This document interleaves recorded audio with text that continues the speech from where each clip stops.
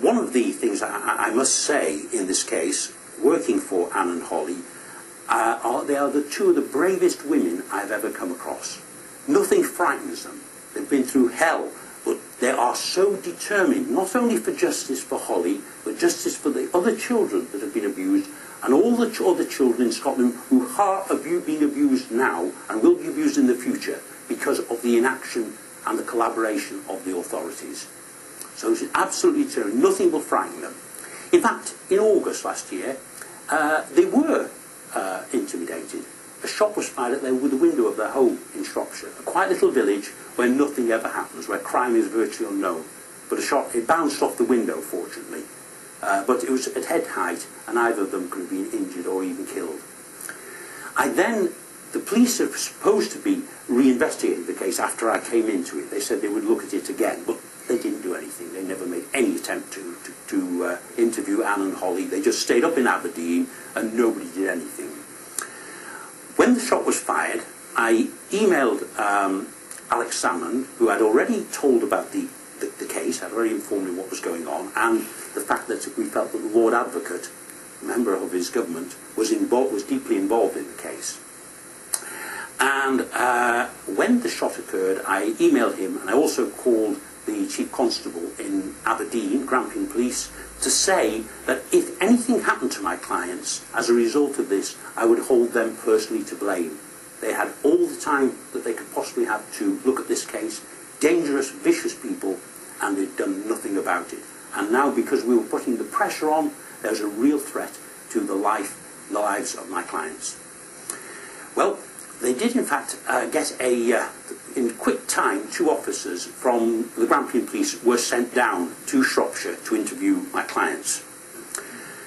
This took place on the 8th of September. We met at the main police station in Shrewsbury, and we were taken to one of the houses that they use to interview victims of rape, which are not as sort of deterring as a police station would be, a little bit slightly more relaxed, if that is the right word.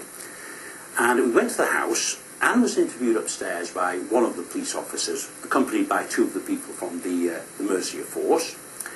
And Hollie was interviewed downstairs by another officer, Lisa Evans, accompanied by a police officer from another police officer from the Shrewsbury area, and a social worker as witness. I was not allowed to sit in at the interviews, but I was allowed to sit next to a very thin partition door. Hollie was being interviewed in the lounge. There's a wooden sliding door there to connect it with the kitchen. I was able to sit right next to the door with my notebook. Because Hollie has hearing difficulties, the conversation was at a higher decibel level than perhaps would have been normally in a conversation, so I was able to hear just about everything that was said. And I sat there for 3.5 hours listening to this poor girl relating and reliving all the horrors that had been inflicted upon her for year after year. She went through everything, talked about every name, the sheriff, Sheriff Graham Buchanan, all the others, named them. Most of the rapes, in fact, took place at the home of the sheriff's sister, Evelyn Buchanan. It was absolutely awful. But Hollie, the thing that I think also made a great impression on me was the bravery of Hollie. She went through this. It was I'm sure all of you here could understand a woman being asked to relive multiple rape over and over again, to face questioning about it. But for 3.5 hours she stood her ground. Everything she told me was everything I'd heard before, exactly consistent with what she told the BBC, exactly consistent with all the documentary evidence we had. Everything was correct. And so the interview went forward. 3.5 hours, and she was absolutely magnificent.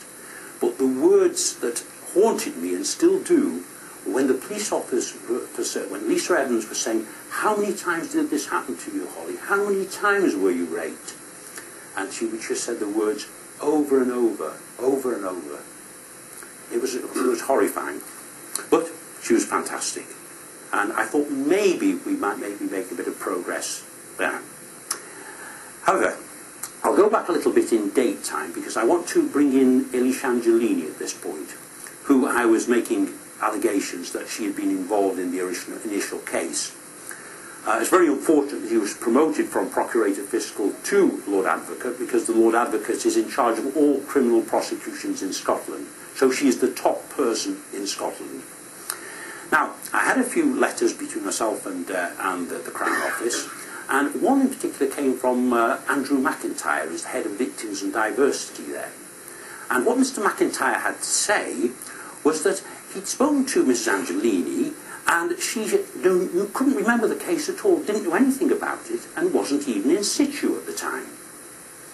Well, it is a matter of public record that Mrs Angelini became Procurator Fiscal in Aberdeen on the 21st of July 2000, 5 weeks before Anne and Hollie reported the names of the other members of the rape gang. So I immediately pointed out to Mr McIntyre that he was incorrect in that. The Procurator Fiscal was there at the time. Chronologically, we could prove that was the case. He started to get a little bit flustered about this, and he said, well, he said, it must have been some of the other people in her office who were dealing with the case, but Mrs Angelini knows nothing about it. I said, are you serious? This is a case that's taken place in Aberdeen, not only of this magnitude, but someone we already know is a close personal associate of hers, Sheriff Graham Buchanan. And the boss was not told about this terrible case. Are you seriously telling me that? He said, well, no. He said, well, that's all I can think of. However, we had one other trump card to play that he didn't know about, and obviously Angelini did not know about. Because in our possession, we had a letter. And the letter was written by Brian Adam MSP, who was Anne's representative in the Scottish Parliament at the time. This letter, which we have a copy of, is dated the 27th of October 2000. 4 months, was three months after Mrs Angelini had taken office. The letter was written specifically to Mrs Angelini, asking her what progress she was making on the case.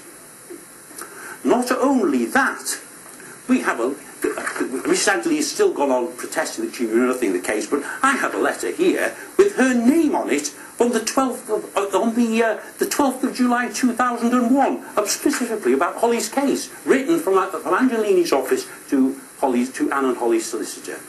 So, the Lord Advocate of Scotland has lied and lied again, and we can prove that. The rest of the case is going to be hard to get at, because every obstruction is going to be placed in our way. But we've already established that the Lord Advocate, the head of all criminal prosecutions in Scotland, has lied. She's lied to the people of Scotland about her involvement in this case. There's no question about that. And if the Scottish Government were not corrupt, she would have been dismissed a long time ago, as I'd urged Mr Salmond and Mr MacAskill, the Justice Minister, to do. Now, returning to the case itself, again we got the usual delays from the Crown Office, who's supposed to be investigating it. And in December, after sort of pressure to what's going on, we got a letter saying that the Crown Office had decided not to take any further action because there was insufficient evidence. Now, not only myself, but a team of very hard-working, highly intelligent and competent people in Scotland who can't be named at the present time, have also been working very hard with me and with my clients on this case. And between us, we have established that the police did not interview a single named person other than Hollie. And Hollie named 24 people, as I could hear of, on the 8th of September in Shrewsbury. 16 abusers and 7 victims of her other than herself. 8 victims, she was one of them. 7 other child victims. So the police, Grampian police, could not be bothered to interview a single member of the people who've been named. We also discovered that in the earlier investigation, in 2000, when they were first supposed to look at the case, the one that was blocked by Angelini, they actually only interviewed Dennis Mackey, the father, and the son, Greg Mackey, 2 years later, which they had admitted to. However, once again, I have a document here written by an officer of the Grampian police called Innes Walker, and this is dated the 7th of May 2003, and in it here, he refers that there 11 people have been named. It should have been 14, other than the father and the brother, and that he's investigated it. But the police have said they only talked to 2 people. So, once again, absolute nonsense, lies by the Grampian police. And we know that they have done exactly the same thing in 2009.